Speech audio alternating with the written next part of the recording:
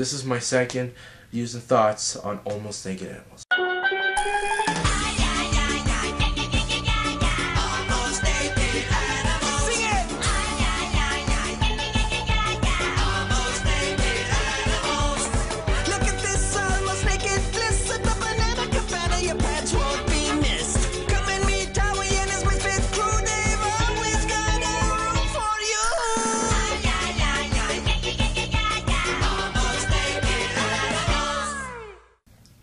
Okay, so I have my notes right here on my computer, so I'm sorry if I do this. So let's talk about the first thing I noticed. If you watch this show, if you watch the intro, and if you first come across the show, what's the first thing you realize?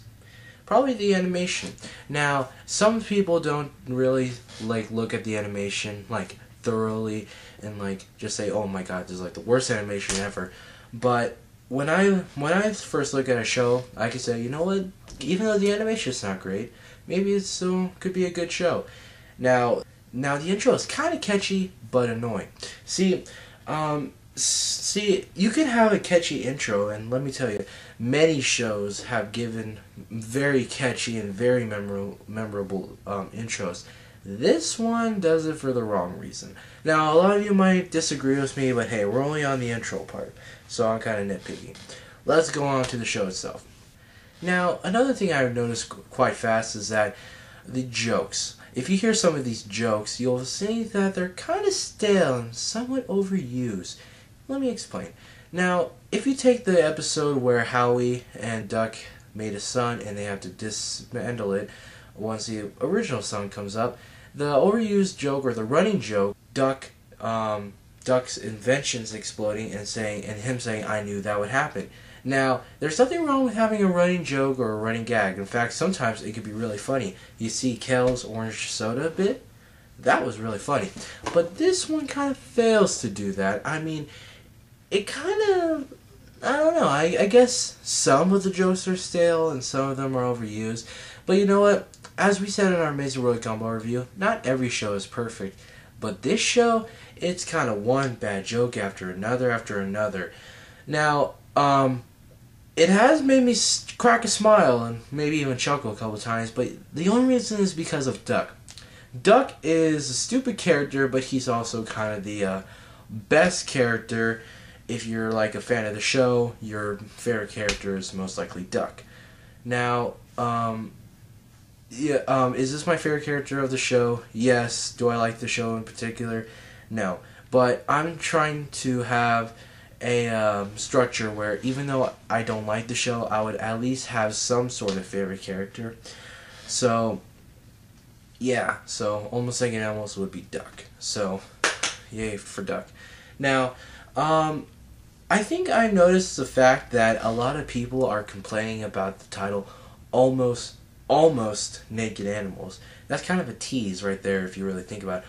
Almost Naked Animals. It's it's almost, they're almost naked, they're almost some sort of inappropriate thing, and then it's we're teasing you, it's not that bad.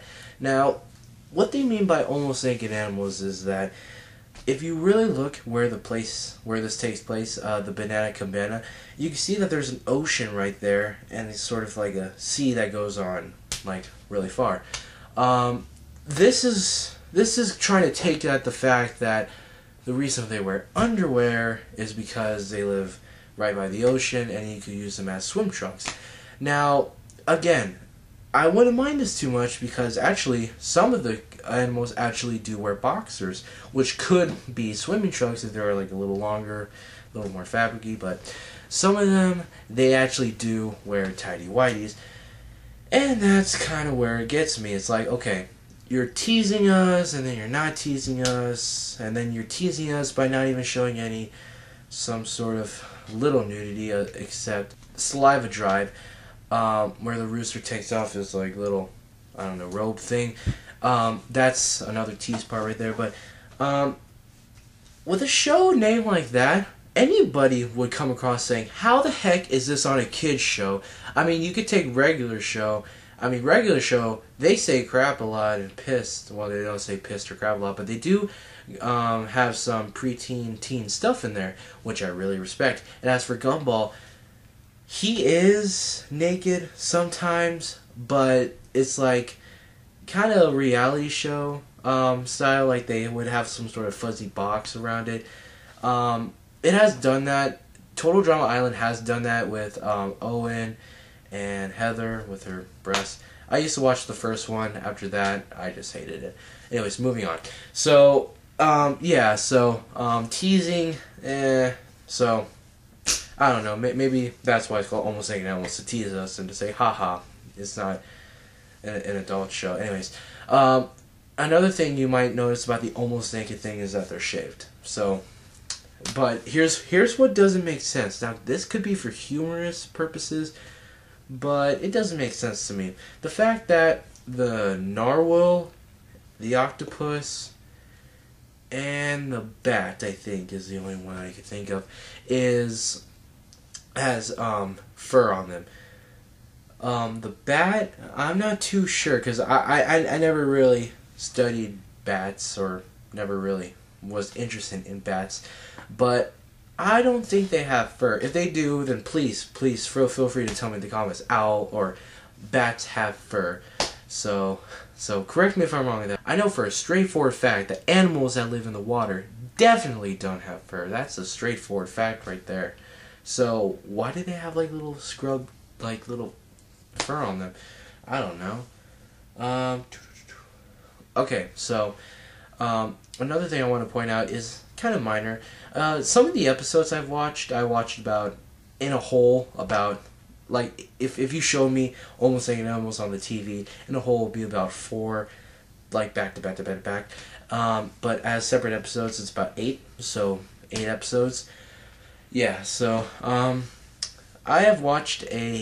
think I've watched a fair amount. I know a lot of you would like say, don't judge a show, check out a few more episodes, or check out a few episodes before you judge the show. Write down notes, see what's wrong with it. I know, trust me. I think the Nostalgia Critic said it the best. He said that he has to watch the show, or he had to grow up with the show to get it. That's why he can't just just put any show on there and say, bam, look at this. So I take the time to kind of study the show a little bit, and I might not be doing a good job in explaining it right now, but that's because I'm rushing it. Trust me, if I had the chance to like sit down and talk about it in more great detail, I would, but I can't. So anyways, some of the episodes are boring and kind of stale, so they kind of got me like lost at times. Like at times I would just be like looking around my room, be like, okay, I kind of want to play my Xbox right now, because it's kind of not entertaining. But the Saliva Drive, it did kind of get me like more into the episode. Same with the Sun one, that kind of got me interested. But other than that, I mean, like the hotel one, One Star Hotel, I think it was called, and It's My Party, kind of didn't keep me interested. But I do have one thing to say about One Star. Well, not really about One Star Hotel. It's the character Batty. I'll talk about her later, but yeah, let me go back to the subject. So, bottom line, some of the episodes are boring and whatnot. Now, I do have some good things about the show. I really like the voice acting in some parts, not all parts. Duck, he's meant to be stupid, and I think the voice actor for him does a really good job of delivering that. And I can see Bunny has some sort of a Jekyll Hyde attitude, but not some sort of physical matter. It's like nice and then really mean and selfish and whatnot. So yeah. And then let me see here. Howie has I don't like Howie too much. I mean, the voice actor, he's kind of the stupid, if you would say, surfer / Skinner together. I don't watch Buck and Skinner. I watched it a few times. I don't even want to go into that. I mean, ugh. But anyways, and then who else we got? Poodle. Whew, okay. Needs a little work, but I can see what they're trying to do there. Making a snotty little bitch brat. I could see that. It's kind of cliche though, because she has like some sort of rich hotel, and another cliche would be rich people are always snooty and mean and whatnot. So I can see what they're trying to do there. Batty is, of course, his assistant who's kissing her ass and whatnot. So I'll talk about Batty later. Narwhal is the singer. Him and Octo. I mean, Octo is kind of a blandish. Like at times he could be a little like scaredy cat. That's where his voice acting kind of gets good, and then it's like when he just talks, it's kind of just straightforward. Same with Narwhal, it's just kind of straightforward, really straightforward.